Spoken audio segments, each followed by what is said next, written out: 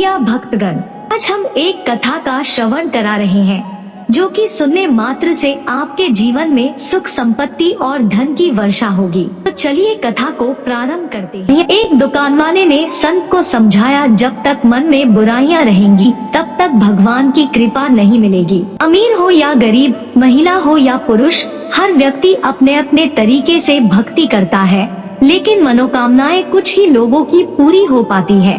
इसकी वजह से मन में बसी बुराइयां, जब तक मन से बुराइयां खत्म नहीं होंगी तब तक मन पवित्र नहीं होगा और न ही भक्ति में मन लगेगा। पूजा करते समय भी मन में इधर उधर की बातें चलती रहेंगी।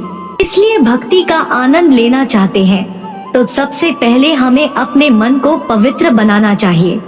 एक लोक कथा से समझ सकते हैं। जानिए ये कथा। इसी गांव में एक संत घर घर जाकर भिक्षा मांग रहे थे। घूमते घूमते संत एक दुकान पर पहुंच गए। दुकानदार से भिक्षा मांगने के लिए संत उसके पास पहुँचे। दुकान में बहुत सारे छोटे बड़े डिब्बों रखे हुए थे। दुकान की सजावट बहुत अच्छी थी। संत उसकी दुकान देखकर बहुत प्रभावित हुए। दुकानदार ने संत को बताया, खाली डिब्बे में राम है। संत ने दुकानदार से पूछा कि भाई, तुमने इतने सारे डिब्बों में क्या क्या भर रखा है? दुकानदार ने जवाब दिया कि घर के लिए जरूरी सभी चीजें हैं, किराने का सामान है, मसाले और अन्य चीजें हैं। संत ने एक डिब्बे की ओर इशारा करते हुए पूछा कि भाई, उस डिब्बे में क्या है? दुकानदार ने कहा कि उसमें तो लाल मिर्च है।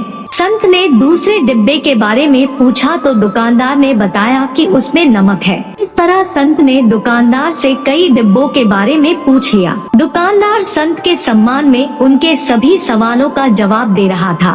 तभी संत ने अलग रखे हुए एक डिब्बे के बारे में पूछा कि उसमें क्या है, इसे अलग क्यों रखा है? दुकानदार बोला कि उसमें राम है, इसलिए अलग रखा है। ये बात सुनकर संत हैरान हो गए। उन्होंने सोचा कि डिब्बे में राम कैसे हो सकते हैं। आज संत ने ये बात दुकानदार से पूछी। नहीं, जब तक मन में बुराइयां रहेंगी उसमें भगवान का वास नहीं हो सकता। जो दुकानदार ने कहा कि जिस डिब्बे में कुछ नहीं होता है, यानी जो डिब्बा खाली होता है, उसके लिए हम यही कहते हैं कि उसमें राम है। हम डिब्बे का खाली नहीं कहते हैं। ये बात सुनते ही संत आश्चर्यचकित हो गए कि इस दुकान वाले ने कितनी बड़ी और गहरी बात कह दी है। जिस बात को समझने के लिए मैं इधर उधर भटक रहा हूँ, वह बात इतनी आसानी से इस व्यक्ति ने समझा दी है। संत ने सोचा कि मैं तो भगवान की कृपा के लिए कब से भक्ति कर रहा हूँ, दर दर भटक रहा हूँ, लेकिन मैं बात नहीं समझ पा रहा था कि मुझे भगवान की कृपा क्यों नहीं मिल रही है। जब तक मेरे मन में बुराइयां हैं, मेरा मन फालतू बातों से भरा हुआ है, तब तक मुझे भगवान की कृपा नहीं मिल सकती। भक्ति का आनंद लेने के लिए सबसे पहले मुझे मेरे मन को खाली करना होगा, तभी उसमें भगवान आ सकेंगे। उस प्रसंग का संदेश ये है कि अधिकतर लोगों के मन में गुस्सा, लालच, मोह, घमंड, दूसरों के लिए जलन और गलत विचार जैसी बुराइयां हैं। तब तक हमारा मन भक्ति में लग ही नहीं पाएगा। भक्ति में मन लगाना चाहते हैं तो हमें सबसे पहले इन बुराइयों को खत्म करना होगा। जब मन शांत और पवित्र हो जाएगा तो भक्ति में आनंद भी मिलेगा और भगवान की कृपा भी मिल जाएगी।